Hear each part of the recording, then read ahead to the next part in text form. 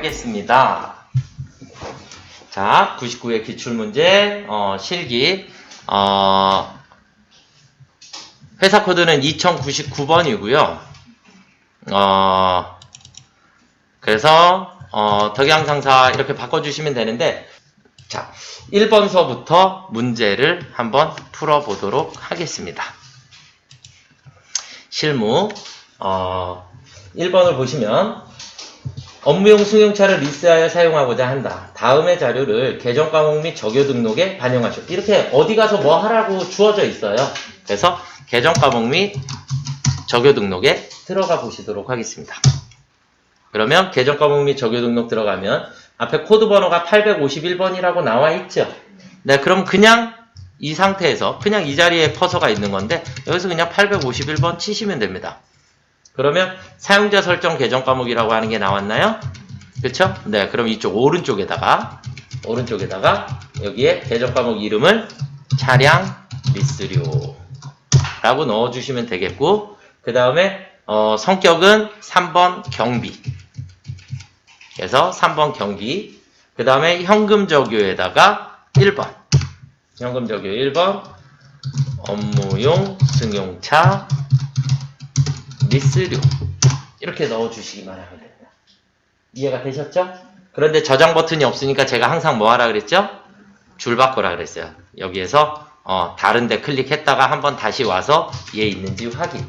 뭐 아무 데나 꼭 뭐 상관없으세요. 그래서 다른 곳 클릭했다가 다시 해주시면 됩니다. 이해되셨죠? 네. 자, 그 다음 두 번째 문제는 다음 자료를 보고 거래처 등록 메뉴에 등록하시오. 그랬으니까 거래처 등록하라 그랬으니까 거래처 등록. 이해가 되셨나요? 네. 그런데 박스의 제일 밑에 보시면 주소 입력 시 우편번호 입력은 생략해도 무방함 이렇게 되어 있죠? 그래서 우편번호 그냥 무시하고 그냥 순서대로 그냥 타자를 칠게요. 네. 그래서 일반 거래처이기 때문에 1230 맞나요? 네. 그 다음에 주식회사 백세가구 그리고 사업자 등록번호가 자, 그 다음 동시로 처리하라 그랬죠? 유형을 동시. 그 다음에 사업자 등록번호 128860120 해주시면 되겠고, 대표자 김기백, 업태는 도소매, 종목은 가구. 그 다음 주소는 그래서 옆에 칸으로 그냥 이동하셔서 경기도 고양시 일산 동구 방송로 그리고 14. 원래는 밑에 칸에다가 여기다가 백석동. 원래 이렇게 쓰시는 건데 상관없으세요. 그냥 요 위에다 그냥 쭉 다 쓰셔도 크게 지장은 없으실 겁니다. 아시겠죠? 간혹 질문하세요. 선생님, 주소 치다가 오타 나면 어떡하죠? 저도 잘 모르겠어요. 아시겠죠? 그래서 정확하게 입력해 주시면 됩니다. 자, 그 다음 이제 문제는 3번이에요. 점수는 4점으로 되어 있고, 점수는 4점. 얘가 제일 큰 거예요. 나머지는 다 3점이거든요, 문제마다. 근데 얘만 4점이에요.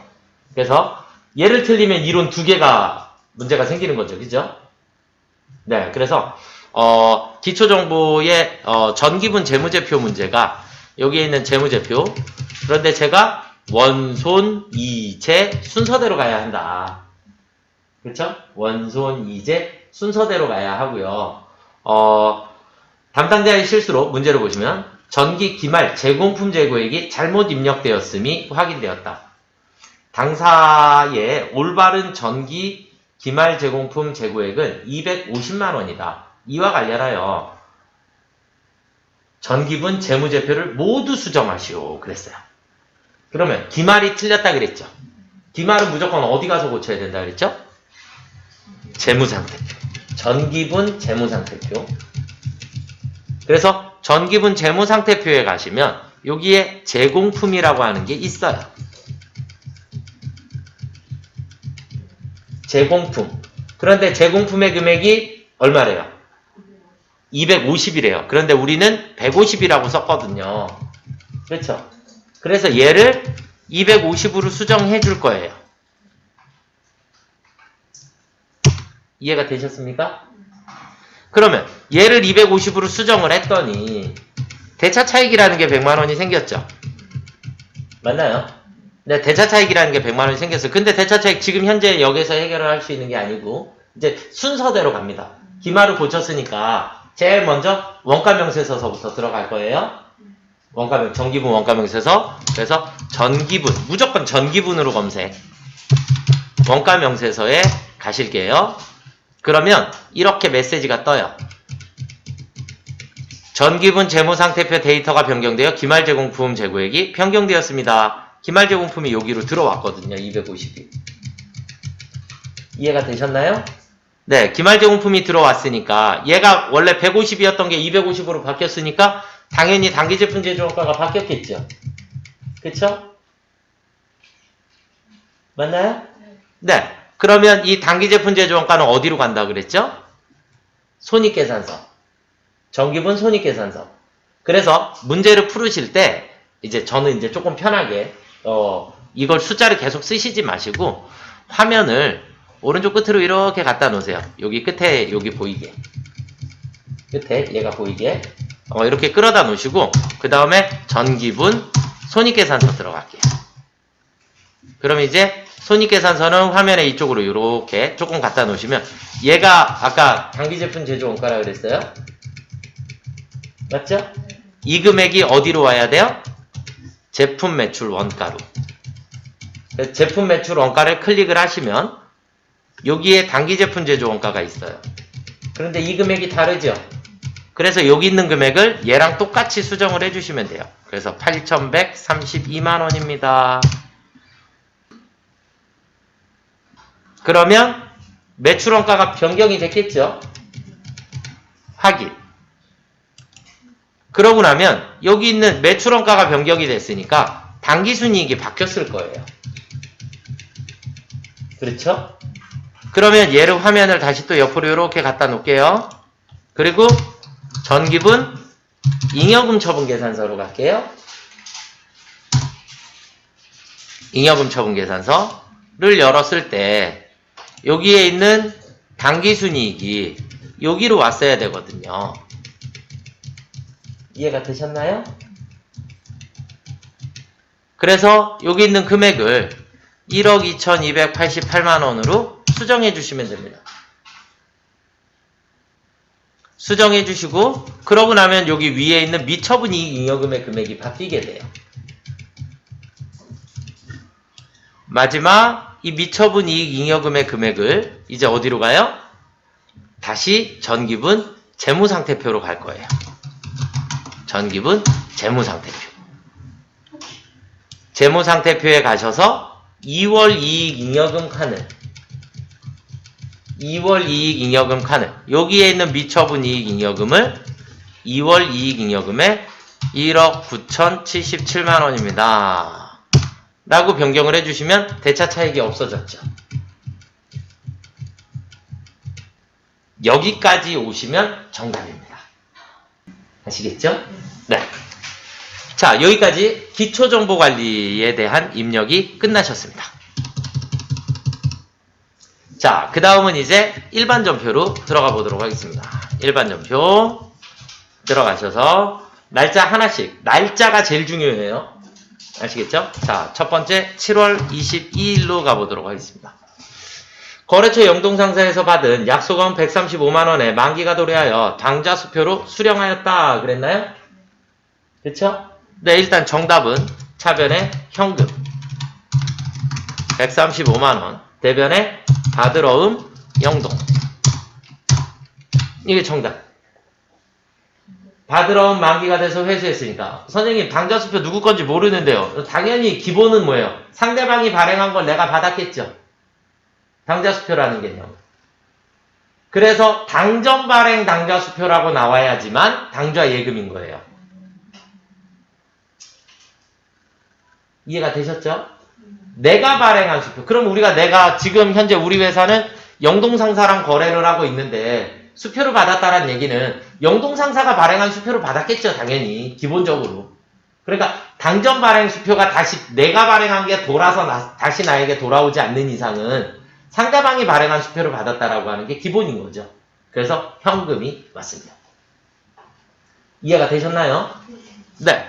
자, 두 번째 8월 3일입니다. 08월 03일 근로자의 코로나19 진단 비용으로 300만원을 보통예금 계좌에서 지급하였다. 이 금액 중 60%는 생산직 근로자분이고 나머지는 영업부 근로자분이다. 뭐 어찌되었든 대변에 보통예금은 300만원이 나갔습니다. 그렇죠? 그 중에 또 문제에서 친절하게 진단 비용은 복리후생을 위한 성격의 지출이다 이렇게 되어 있죠? 직원들을 위해서 쓴 거니까. 그러면 511번 복리후생비가 60%인가요? 네, 180. 그리고 차변에 811번 복리후생비가 120 이렇게 되겠죠. 이해되셨죠? 자, 그 다음은 9월 28일로 넘어가 보겠습니다. 09월 28일 국민은행으로부터 이자 수익 20만원 중 원천징수 세액을 제외한 나머지 금액이 보통예금 계좌로 입금되었다. 그러면 저는 차변에 보통예금이 16만 9,200원이 들어왔겠죠? 그리고 대변에 이거 왜 들어왔어요? 이자 수익이에요. 근데 이자 수익은 얼마래요? 20만원이라 그랬죠? 맞나요? 그러면 차변에 3800원 비었나요? 네, 차변에 뭐라고 해요? 네, 선납세금이라고 해주시면 되겠죠. 자, 10월 5일로 넘어가 보겠습니다. 10월 05일날 수입한 원재료에 대한 관세 통관 수수료를 인천세관에 현금으로 납부하였다. 그럼 일단 대변에 현금이 330만원이 나갔나요? 그쵸? 어찌되었든 현금이 일단 330만원이 일단 나갔어요. 세관한테 줬죠? 맞나요? 그럼 우리 차변 계정 과목 뭐라고 해야 될까요? 원재료입니다. 모든 자산 구입 시 재비용 및 수수료는 원가에 포함. 그러면 지금 현재 원재료를 수입하는 과정이죠. 아직 우리 회사까지 안 왔죠. 그쵸? 해외에서 보세구역으로 반입됐고 보세구역에서 세관을 통해서 국내로 반입이 되잖아요. 그러니까 아직 우리 회사로 오기 전에 세관에서 내가 물건을 찾아야지 되는 상황에 세관장이 뭐라 그랬어요? 관세도 내고 부가세도 내라. 뭐 이런 상황인 거죠. 수수료도 내라. 이해가 되셨습니까? 결국 원재료를 구입하는 과정에서 발생한 비용이기 때문에 모두 다 원가에 포함. 그래서 원재료라고 처리해 주셔야 합니다. 이해되시죠? 자, 그 다음은 11월 12일로 가보도록 하겠습니다. 11월 12일. 보통주 만주를 주당 2만원에 신주 발행하고 보통예금 계좌로 발행대금 납입액 2억 원이 입금되었음을 확인하였다. 신주 발행 비용은 없는 것으로 가정하고 관련 계정을 조회하여 처리한다. 주식을 발행하면 무조건 주식을 발행하면 돈이 남으면 주식 발행 초과금이고 돈이 모자라면 주식 할인 발행 차금이에요. 그쵸? 네. 자, 그래서 합계 잔액 시산표를 먼저 들어가셔서 오늘 날짜로 11월 12일로 조회를 하시게 되면 밑으로 조금 내려가시다 보면 중간쯤에 자본이라고 하는 게 있어요. 여기에 보시면 주식 할인 발행 차금이 2천만 원이 있나요? 그러니까 이 얘기는 주식 발행하면서 마이너스가 생긴 게 2천만 원이 있었다. 이해되셨죠? 네. 이게 일단 여러분들이 체크하시라는 얘기예요. 그러니까 주식을 발행하면서 문제상에서 관련 계정을 조회해야 한다. 이 얘기는 주식 발행 초과금, 주식 할인 발행 차금이 있는지를 찾아라. 주식 발행 초과금이 있을 수도 있고 주식 할인 발행 차금이 있을 수도 있다. 단, 두 개 계정 과목이 동시에 존재하면 무조건 틀린 문제입니다. 두 개 계정 과목은 동시에 존재할 수 없습니다. 아시겠죠? 자, 그러면 다시 일반 전표로 가셔서 우리는 주식을 발행했죠. 주식을 발행했으니까 차변에 돈이 들어올 거고 대변에 무조건 자본금이 생기게 돼요. 맞죠? 그러면 저는 차변에 보통예금 통장으로 2억 원이 들어왔고요. 그리고 대변에는 자본금. 그런데 자본금은 무조건 발행 주식수 곱하기 액면. 맞죠? 우리 자본단원에서 자본은 5가지가 있었고 자본금, 자본잉여금, 자본조정, 기타 포괄손익능계, 이익잉여금 이렇게 5가지가 있었고 자본금은 무조건 발행주식수 곱하기 액면, 자본잉여금은 주감자. 맞나요? 네. 그래서 발행주식수는 지금 10,000주고 액면이 10,000원이기 때문에 자본금은 1억 원이 생겨야 돼요. 자본금은 1억 원이 생겨야 하고, 그러면 1억 원이 남았죠. 남았으니까 원래는 주식 발행 초과금이라고 하시면 되거든요. 그런데 우리 장부에 뭐가 있었어요? 주식 할인 발행 차금이 있었죠. 그래서 대변에 주식 할인 발행 차금을 먼저 소멸시켜 주셔야 돼요. 2천만 원이 있었나요? 그리고 나머지가 주식 발행 초과금이 됩니다.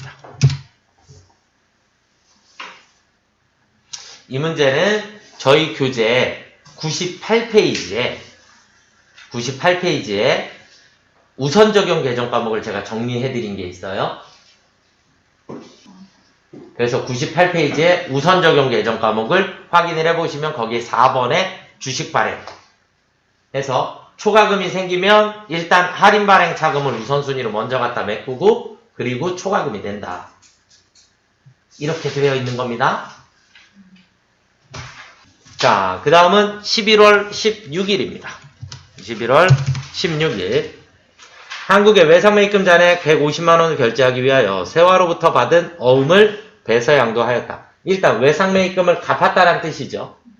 그러면 외상매입금은 대변에 있던 거니까 차변의 외상매입금. 누구 거예요? 한국. 주식회사 한국. 정확하게 찾으셔야지 됩니다. 150만원이고 그런데 대변에 세화로부터 받은 어음을 배서양도했으니까 대변에 받을 어음이 나가겠죠. 받을 어음. 그런데 거래처는 세화.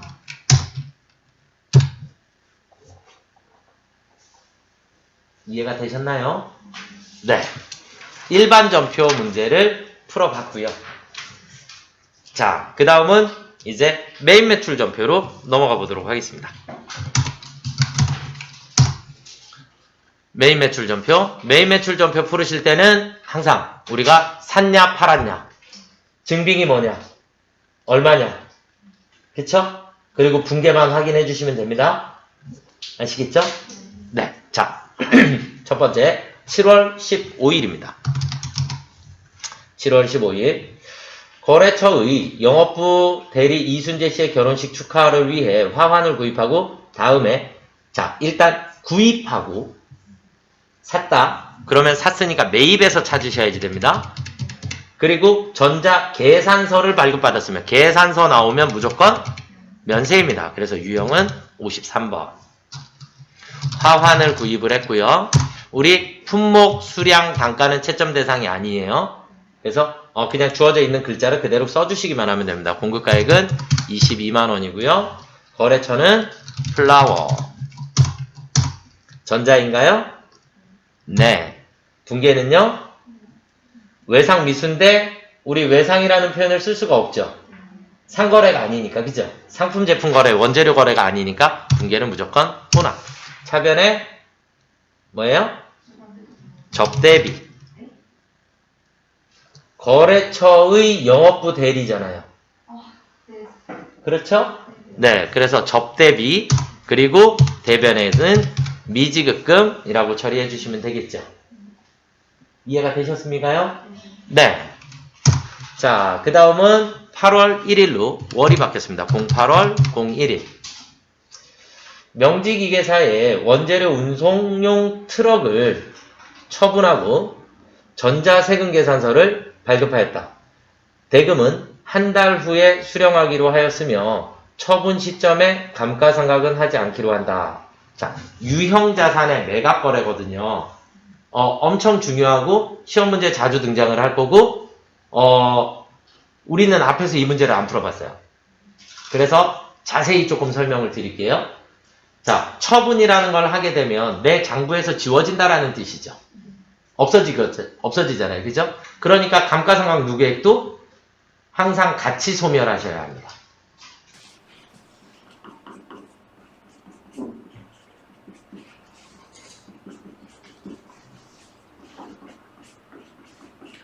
유형자산의 매각 거래가 메인 매출 적표에서 나왔을 때 그런데 거의 시험 문제 거의 매번 나와요. 매번 나오니까 회계 1급에서 조금 중요한 문제가 되고요. 유형자산의 매각 거래가 메인 매출 적표에서 나오게 되면 이제 우리가 신경 쓰셔야지 되는 게 우리 회사 입장에서 팔았다라는 얘기죠. 그쵸? 팔았다라는 얘기니까 증빙이 아마 세금계산서를 교부를 하게 될 거고 뭐 대신에 신용카드로 결제를 받을 수도 있으니까 카드 과세가 될 수도 있죠. 그러니까 일단 유형은 과세에 해당해요. 유형은 과세 혹은 카과도 될 수 있고 현과도 될 수는 있어요. 아시겠죠? 그러니까 과세에 해당한다. 부가세가 붙는다. 이해가 되셨죠? 네. 자, 그 다음에 공급가액이라고 하는 난이 있고 부가세라고 하는 난이 있어요. 이제 여기서 이제 문제가 금액이 여러 가지가 주어져요. 여러 가지가. 왜냐면 내가 취득한 가격이 있을 거고, 그쵸? 내 감가상각 누계액도 있을 거고, 내가 상대방하고 거래하는 금액이라는 게 있겠죠. 그쵸? 그래서 반드시 공급가액은 무조건 매각대금을 쓰셔야 합니다. 이게 내가 상대방한테 물품을 공급한 가격이니까. 이해가 되셨나요? 내가 상대방한테 내가 차를 1,000만 원 주고 샀는데 상대방한테 100만 원에 팔으면 나는 오늘 100만 원짜리 세금 계산서 끊어줄 거잖아요. 그쵸? 그렇기 때문에 공급가액은 무조건 매각대금을 끊어주시면 되겠고 매각대금에 당연히 부가세는 10%가 붙겠죠. 이해되시죠? 거래처는 주어지니까 거래처는 그냥 입력해 주시면 되겠고 분계는 전액 현금으로 받든 전액 외상으로 하든 무조건 상관없이 무조건 혼합이세요. 무조건 혼합. 왜요? 추가적인 거래들을 여기다 더 입력을 해야 할 거거든요. 그러니까 기본만 처리할 게 아니라 추가적인 거래까지도 다 넣어줘야 하기 때문에 분계 유형은 무조건 혼합입니다. 아시겠죠? 자, 그러면 이제 혼합이라 하고 이제 밑으로 내려왔어요. 밑으로 내려왔더니 우리 화면에 일단 대변에 부가세 예수금이라고 하는 게 있어요. 이건 당연히 매출 거래로 했으니까 무조건 나오게 돼요. 여기 있는 금액은 무조건 여기에 있는 금액이 여기로 들어가 있어요. 우리가 건드릴 수도 없어요. 건드릴 수도 없어요. 그리고 건드릴 필요도 없는 거고. 자, 그 다음에 문제가 제품 매출이라고 나와요. 우리 프로그램은 매각거래 매출의 유형을 선택을 하면 대변이 무조건 제품 매출이라고 나오죠. 맞나요? 이해가 되시나요? 그런데 지금 제품 매출한 게 아니죠. 제품 매출 아닙니다. 그리고 금액도 여기 있는 매각대금이 여기로 올 거거든요. 그런데 이 금액도 아니에요. 이 금액도 아니에요. 자, 왜요? 차량 운반부를 매각을 했어요, 지금? 그쵸? 차량 운반부를 매각했으니까 대변에 제품 매출 대신에 계정 과목을 뭘로 바꿔라? 차량 운반부로 바꿔라. 그쵸? 차량 운반부로 바꿔줘야지. 차량 운반부가 나간 거니까. 그쵸? 차량 운반부, 내 거 나갈 때는 항상 내 장부가대로 나가야 되거든요. 그쵸? 그런데 유형자산은 장부가가 취득원가하고 감가상각누계액이 같이 있죠. 그렇기 때문에 차량 운반부의 금액을 쓰실 때는 차량 운반부의 금액을 쓰실 때 반드시 취득원가를 쓰셔야 합니다. 차량 운반부의 취득원가를 기록을 해주시면 되겠고, 자, 그러고 나면 차량 운반부가 없어졌으니까 반드시 차변에 뭐가 없어져야 돼요? 감가상각누계액이 없어져야 합니다. 감가상각누계액이라는 계정 자체가 차량 운반부의 차감적 평가 계정이니까 차량 운반부가 없어졌으니까 감가상각누계액도 무조건 소멸. 이해가 되시죠? 자, 그리고 난 다음에 저는 돈을 받아야 돼요. 상대방한테. 그쵸? 이걸 외상으로 했든 뭐라고 했든 상관없이 내가 받아야 하는 돈은 나는 돈을 받아야 하는데 내가 받아야 하는 돈은 무조건 공급가액과 부가세의 합계 금액이 내가 받아야 하는 돈이에요. 얘는 부가세, 얘는 부가세. 부가세 10%의 금액이고 내가 받아야 하는 돈은 공급가액도 받아야 되고 부가세도 받아내야죠. 그래야 내가 나라에다가 부가세 납부를 할 거니까. 그래서 받아야 하는 돈은 무조건 이 둘의 합계 금액이 내가 받아야 하는 돈입니다. 계적 과목은 현금으로도 바뀔 수 있고 미수금으로 바뀔 수도 있고 보통 예금으로 바뀔 수도 있고 바뀔 수 있겠죠? 그런데 그 금액은 무조건 이 둘의 합이어야 한다. 아시겠죠? 문제가 조금 어렵게 나오면 예를 들어서 5만 원은 현금으로 받고 나머지는 다음 달에 받기로 하였다. 그러면 5만 원, 이 둘 합계해서 5만 원을 뺀 나머지 금액이 미수금이 되겠죠. 그래서 돈의 금액은 무조건 둘의 합계 금액이 내가 받아야 하는 돈이다. 이해가 되셨나요? 여기까지를 쓰고 났더니 화면 위쪽에 보니까 차액이라는 게 발생을 하게 돼요. 차액이라는 게 발생을 하게 되니까 우리 차액은 양수로 나왔을 때, 음수로 나왔을 때 이렇게 나눠지거든요. 그래서 양수로 나오면 우리 무조건 대변에 유형자산 처분 이익이라는 게 생기는 거고요. 음수로 나오면 차변에 유형자산 처분 손실이 생기는 거예요.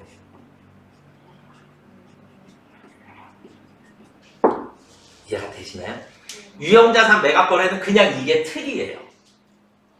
그냥 이게 틀이고 이해를 하시면 훨씬 좋고요.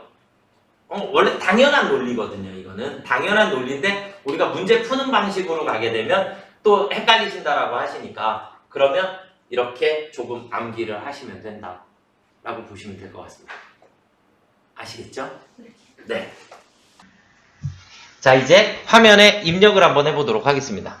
자, 그러면 운송용 트럭을 8월 1일 운송용 트럭을 매각하고 전자세금 계산서를 발급했으니까 유형은 과세 매출이 되겠죠? 그쵸? 11번 트럭 공급가액은 얼마에 매각했죠? 2천만원 부가세 별도로 처분했죠? 그래서 2천만원에 부가세 200 거래처는 명지 전자인가요? 네. 분계는 무조건 혼합. 그러면 이렇게 제품 매출이라고 나온다고요. 근데 제품 매출을 한 게 아니고 우리는 차량 운반구가 나갔다. 그런데 차량 운반구도 2천만 원이 나간 게 아니라 3,500만 원짜리가 나간 거다.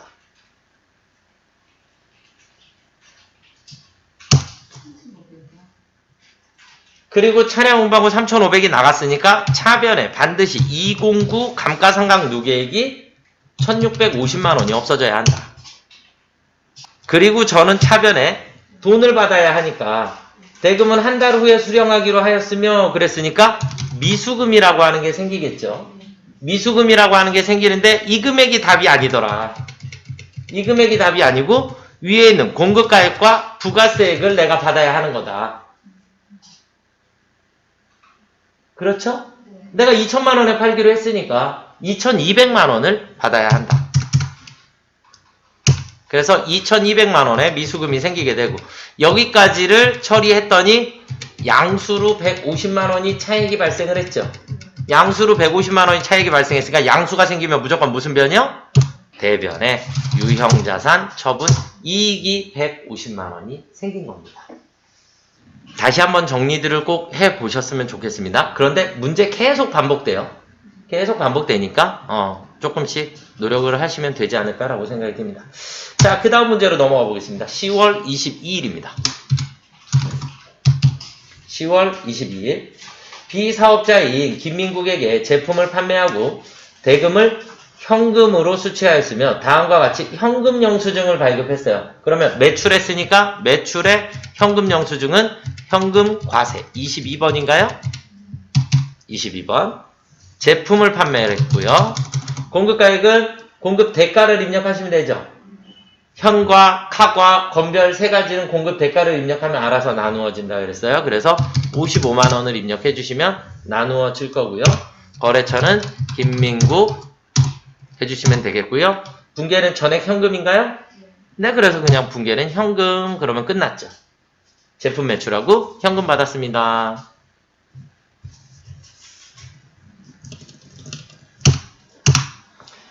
자, 12월 1일로 넘어가 보도록 하겠습니다. 12월 01일 날 본사 영업부 임직원의 업무 수행을 위하여 주식회사 자동차로부터 승용차를 렌트하였다. 월 이용료는 99만원 부가세 포함이라 그랬고요. 그러면 90만원에 9만원이 되겠죠.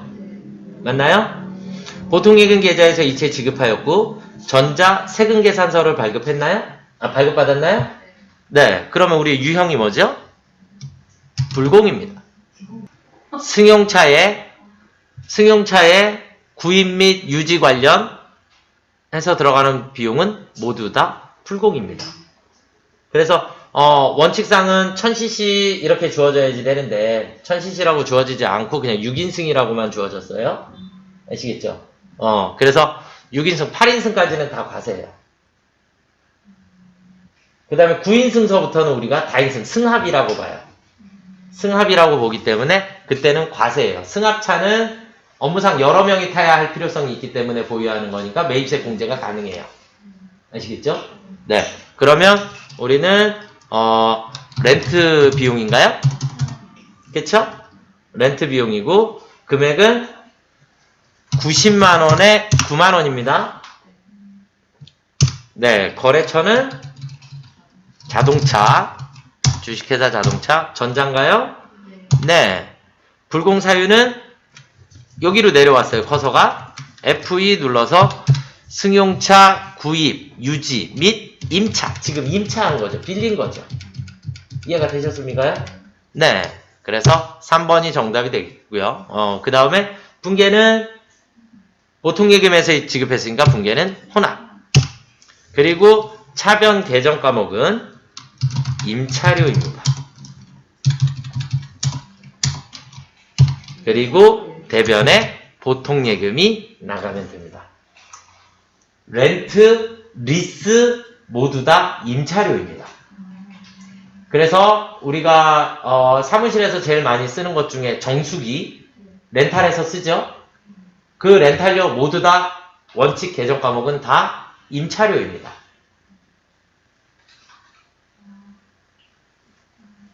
이해가 되셨죠? 그러니까 임차한다라는 얘기가 다 빌려서 쓴다 이런 개념이거든요. 빌려서 쓰는 돈을 임차료라고 하는 거예요. 그래서 렌트, 그 다음에 리스 이런 게 나오면 네, 임차료가 기본 계정 과목이 됩니다. 이해가 되셨습니까? 자, 그 다음은 12월 9일로 넘어가 보겠습니다. 09일 날 공장건물 임대인인 동국개발로부터 임차료 440만원과 공장 전기요금에 대한 전자세금 계산서 한 매를 발급받고 당좌수표를 발행하여 지급하였다. 임대차 계약서상 임차료는 매월 9일에 지급하기로 약정되어 있으며 하나의 전표로 처리할 것 이렇게 되어 있거든요. 자, 임차료하고 전기요금을 내고 세금계산서를 발급받았으니까 과세 매입인가요? 네, 51번 과세 매입. 그런데 품목이 두 개인가요? 이럴 때는 품목이 두 개면 여기 화면 위쪽에 보시면 복수거래라고 하는 게 또 있어요. 화면 위쪽에 복수거래. 지금은 문제상에서 반드시 복수거래로 처리하시오라는 얘기가 없었기 때문에 그냥 묶어서 처리하셔도 틀리지는 않을 거예요. 분계만 분리를 하셔도. 그런데 원칙은 여러 항목이 있을 때 위에 있는 복수거래 버튼을 눌러주시면 이 아래쪽이 작성이 돼요. 아래쪽이. 그래서 여기를 보시면 첫 번째는 임차료가 있었죠. 임차료가 부가세 포함이라고 그랬으니까 400에 40. 그리고 전기요금이 70만원에 7만원. 이렇게 입력해 주시고 네, 탭 눌러주시면 위로 올라갑니다. 그러면 두 개 임차료 왜 이렇게 나왔죠? 네, 그냥 이렇게 입력을 해주시고 아니면 그냥 여기다가 임차료 전기요금 해서 그냥 470만원 쓰셔도 지금 문제는 틀리지는 않으실 거예요. 그런데 문제상에서 복수거래로 처리하시오 이렇게 나오면 반드시 복수거래 버튼 눌러주시고 처리해 주시면 됩니다. 자, 거래처는 동국개발인가요? 네, 동국개발. 그 다음에 전자인가요? 네, 그리고 분계는 네, 무조건 혼합이 되겠죠. 원재료가 아니라 임차료. 500번대 임차료인가요? 이게 400이고요. 그리고 공장 전기요금이니까 전력비 500번대 얘가 70만원이 되겠죠. 그리고 대변에 가서 대금은 당좌 수표를 발행해서 지급했으니까 당좌 예금이라고 처리를 해주시면 되겠죠. 자, 그 다음은 12월 30일입니다. 12월 30일. 내국신용장에 의하여 수출용 제품의 원재료를 한울로부터 매입하고 영세율 전자세금 계산서를 발급받았으니까 매입의 영세 52번입니다. 이해가 되시나요? 네, 품목은 원재료, 공급가액은 5천만 원이 되겠고요. 거래처는 한울, 그 다음에 전자세금 계산서고요. 대금 결제는 보관 중인 약소금을 배서 양도했기 때문에 우리는 분계는 무조건 혼합입니다. 그럼 원재료 구입한 것까지는 맞나요? 네. 그리고 대변에 50%는 동사로부터 받아 보관 중인 약소금을 배서 양도하였고 나머지는 6개월 만기에 당사 발행 약소금으로 지급하였다. 그랬으니까 대변에 받으러움이 2,500만 원이 없어져야죠. 그리고 대변에 지급어음이 2,500만 원이 생겨야 되겠죠. 이해가 되시나요? 그래서 지금은 여기에 동사로부터 이렇게 되어 있으니까 상대회사, 동사라는 말이 상대회사라는 얘기예요. 그러니까 어음이 돌고 돌아서 상대방이 발행한 어음이 내 손에 있어서 그 어음을 그냥 그 사람한테 돌려줘 버린 거죠. 이해가 되셨죠? 네. 만약에 또 다른 제3자한테 받은 어음을 양도를 해주게 되면 여기에 있는 거래처를 바꿔주셔야 합니다. 받으려면 거래처가 달라지겠죠. 그쵸? 네. 그래서 그것만 신경 써주시면 됩니다. 자, 여기까지가 메인 매출 전표였습니다. 자, 그리고 이제 오류 수정으로 가보도록 하겠습니다. 7월 25일 매출 거래처 직원에 대한 조의금 30만원 현금으로 지급한 것으로 처리한 거래는 당사 공장 생산부 직원의 결혼 축하금인 것으로 확인되었다. 그러면 일반 전표에 7월 25일 가보면 접대비라고 되어 있는데 접대비가 아니라 우리 공장 생산부 직원의 결혼 축하금이니까 복리후생비로 바꿔주시면 되겠죠? 네, 511번 복리후생비로 바꿔주시면 됩니다. 항상 줄바꿈. 아시겠죠? 고치고 나서 항상 줄바꿈 해주시면 되겠고요. 자, 그 다음에 11월 02일날 중앙전자로부터 부품을 매입하면서 매입대금 13만 2천원을 현금으로 지급하고 현금 영수증을 수취하였으나 이를 분실하여 지출결의서로 일반 전표에 회계 처리하였다. 이후 회사는 국세청 홈택스를 통하여 현금 영수증 발급분임을 확인하였다. 그러니까 일반 전표에 있어야 될 문제가 아니고 어디로 가야 된다? 메인 매출 전표로 이사 가야 되는 문제예요.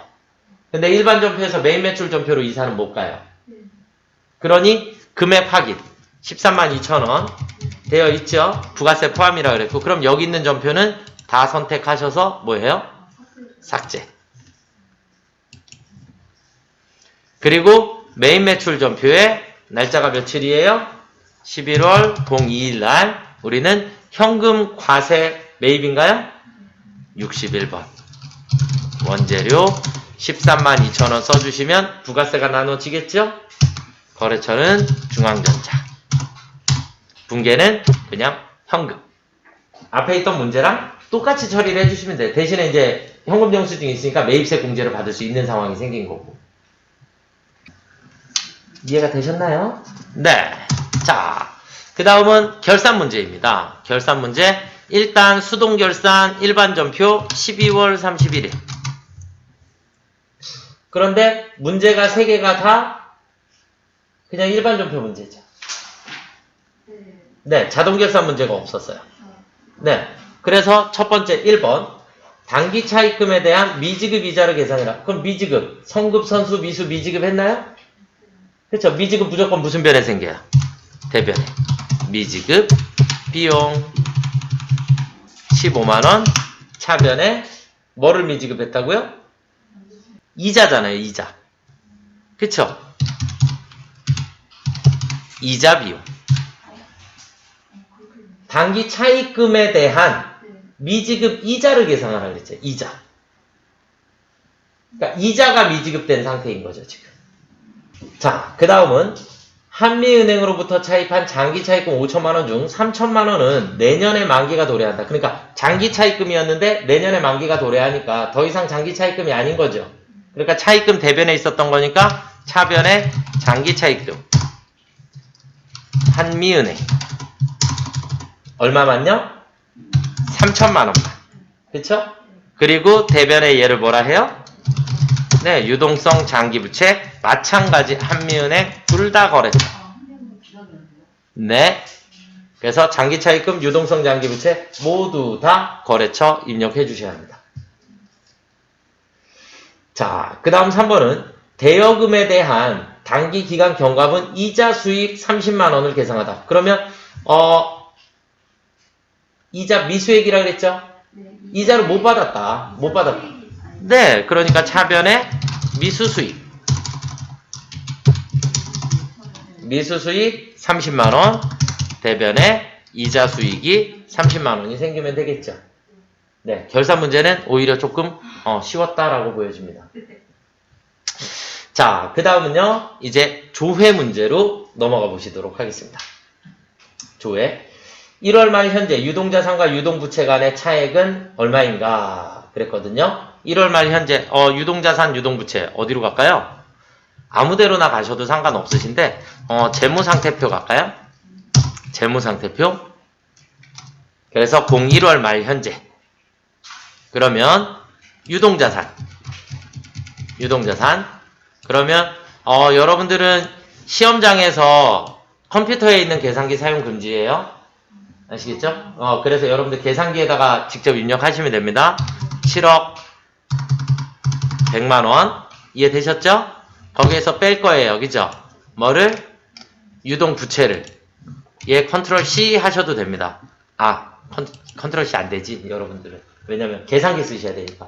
계산기에다가 쓰시면 됩니다. 그러고 나면 4억 8,335만 8천원 정답입니다. 이해되셨습니까? 자, 합계잔액 시산표로 한번 가볼게요. 합계잔액 시산표. 합계잔액 시산표에 몇 월이요? 01월 31일. 그러면 유동자산에 여기에 잔액이 이쪽에도 잔액이 있어서 얘를 이렇게 빼야 하는데 잔액이 이쪽에도 나오면 안 되거든요. 그래서 얘를 뺀 나머지 금액. 얘에서 얘를 뺀 거. 그러면 밑으로 조금 내리시면 또 유동부채의 잔액은 이쪽에 나오거든요. 그래서 빼주시면 여기서도 찾으실 수는 있다. 그런데 대손충당금 때문에 이쪽에가 66만원이 있으니까 이 66만원을 빼고 계산을 해주셔야 되니까. 그래서 유동자산, 유동부채는 그냥 재무상태표.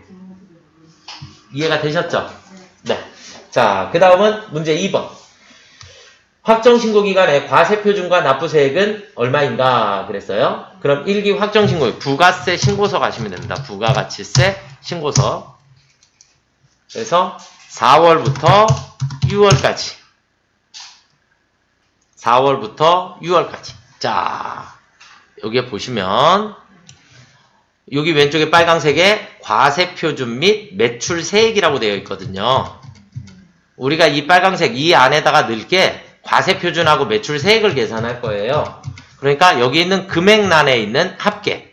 그러니까 지금 2억 9,700만 원이 과세표준입니다. 그리고 옆에 있는 2,970만 원이 매출세액이에요. 이해가 되셨습니까요? 그래서 과세표준은 9번. 9번에 있는 금액이 과세표준이다. 그리고 납부세액은 제일 밑에 차감하여 납부할 세액. 762만 1,000원이네요. 빙고. 네, 이거는 부가세 신고서를 그냥 뒤져보시면 됩니다. 아시겠죠? 그래서 부가세 나오면 거의 대부분은 부가세 신고서 아니면 매입매출장 혹은 세금계산서 합계표. 세금계산서 합계표는 아까 매수라 그랬고요. 매수. 그 다음에 매입매출장은 유형별로 보는 거고 그 다음에 나머지는 다 부가세 신고서에 들어가시면 다 나옵니다. 자, 그 다음은 2022년 5월 말 기준 세무가구에 대한 외상매입금 잔액은 얼마인가? 세무가구라고 하는 거래처가 나왔기 때문에 거래처 원장입니다. 거래처 원장. 앞에 날짜는 중요하지 않아요. 1월 1일서부터 쓰셔도 되고 그냥 5월 31일을 쓰셔도 되고 뒤에 날짜는 반드시 5월 31일이어야 합니다. 5월 말 기준이니까. 계정 과목은 외상매입금이라 그랬고요. 외상매입금. 거래처는 F2 눌러서 누구예요? 세무가구. 그러면 132번 한 번 더 입력해 주시면 세무가구에 대한 외상매입금의 잔액은 2,700만 원입니다. 이렇게 찾아집니다. 여기까지 99회차 풀이를 마쳐드리도록 하겠습니다.